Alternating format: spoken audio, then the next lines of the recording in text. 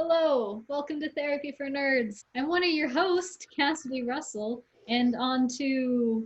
And Abbey Ronquillo and Katie Busse. And today I thought we could talk about fandoms because I think fandoms can be a great source of community and can really help people feel really connected to other people, especially if you have, because you already have this interest, right? Like friendships are built off of similar interests.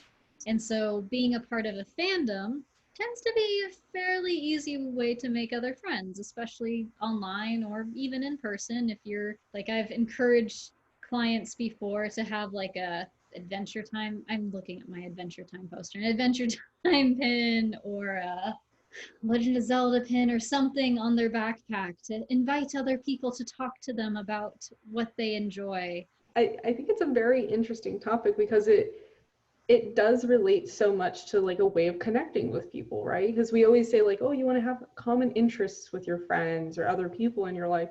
And I think that's actually like a really great way of like bridging that and being like, just put like a little pin on your bag or something that like invites that conversation. Because I mean, how many times have you either done this yourself or noticed someone else who's like, oh, I like your t-shirt, like I listen to that band or whatever it may be. And I think that's a really good way of connecting with people. I think it's even sometimes very subtle for those who maybe don't feel comfortable, particularly verbalizing or socializing.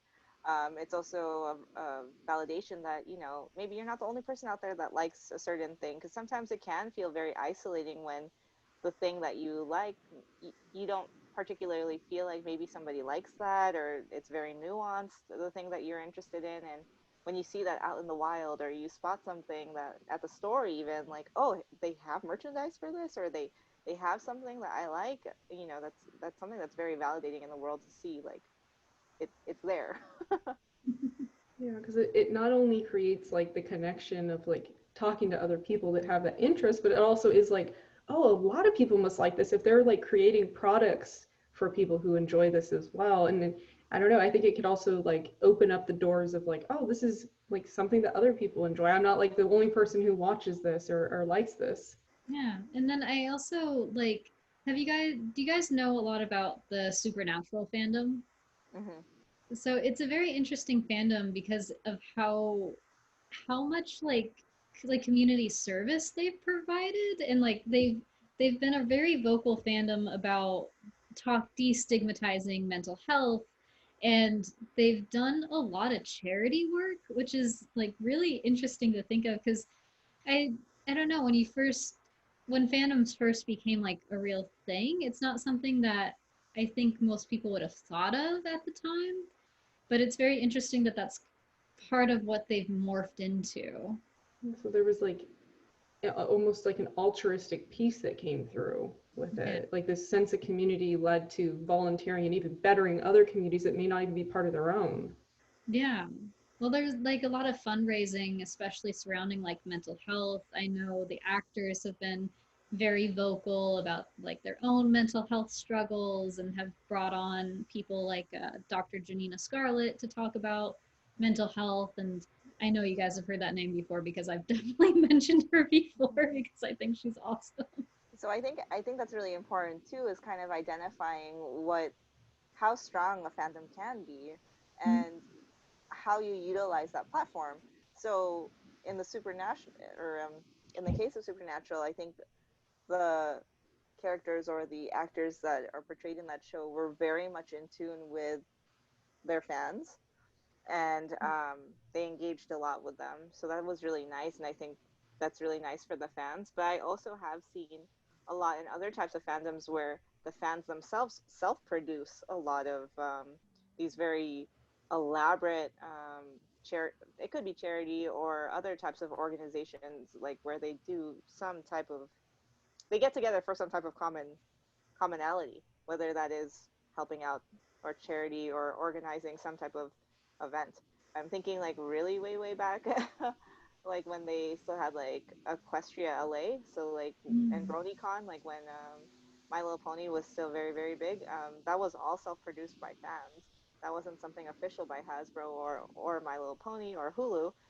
That was something that they did on their own. So very much a strong sense of power in regards to, I guess, numbers or what you can do with just getting together with people. I never went to one of those conventions, but I heard like the energy was so intense. Like people would just get so pumped for the show. It's fun to hear stories like that. But while you were talking, Abby, that actually reminded me. Have you guys heard of I believe it's called the 501st or Legion? So it's a cosplaying community of Star Wars people who do like go to children's hospitals and go to events, and they're cosplayers, but they cosplay for like things other than just conventions. They cosplay for like children's hospitals. That's so cool.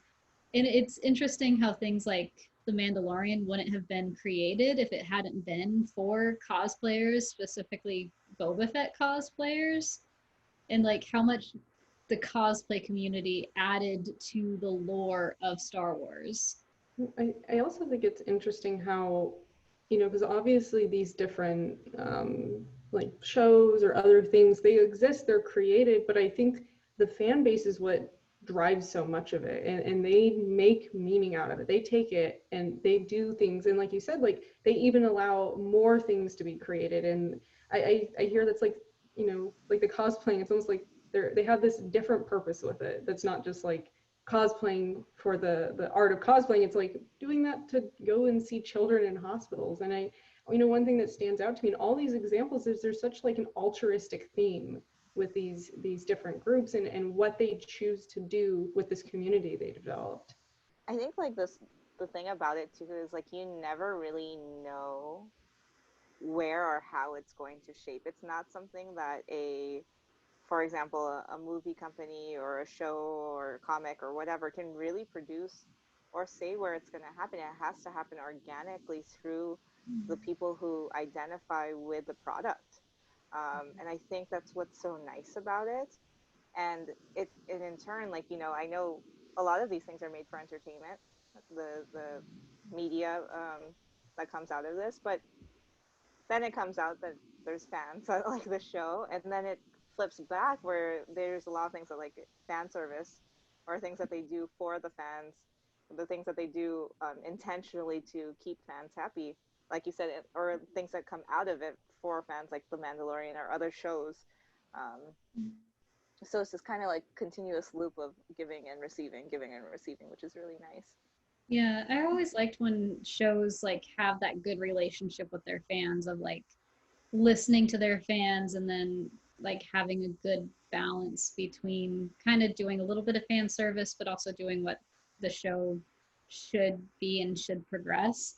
One of the reasons why I stopped watching Doctor Who was because I didn't like what they did with the regeneration process into the 12th Doctor, I believe it was.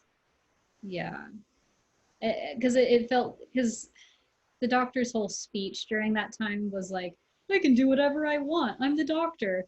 And it was like, yeah, but there's also like established laws that you were supposed to follow. And there's all these fan theories about how you could get around those laws or how those laws might not actually apply. And you did none of that, which I understand now more because I've learned a little bit more about what goes into it, and I've learned that they can't take fan suggestions for a lot of this because then there's like a lot of legal issues, so they try to stay out of that kind of stuff. But it didn't rub me the right way, so I just kind of stopped. I've watched a couple episodes here and there, but meh. Yeah, yeah, but I think that's another good point is it can be very polarizing at times too. Like if the creators don't follow exactly what fans were expecting, that could also really negatively impact people in that community too. Yeah, if the certain ships don't sail, Mm-hmm. there's going to be Hmm. hell to pay from the fandom. Hmm. Yeah, I think sometimes there could be a lot of negativity to it too. Like there are some, I mean, with anything, right? There's pros and cons. Some fandoms can be too, I don't know if aggressive is the right word, um, but so very much enthralled with the product or very much involved with it that they might isolate other fans or other subgroups of the fandom. Um, there might be some bullying involved, or even like, hey, Mhm. like, no, this person in this universe is a lot better than this one, and don't say otherwise, and you know, Mhm. what do they call it? Gatekeeping and whatnot. So there's a lot of negativity to it too.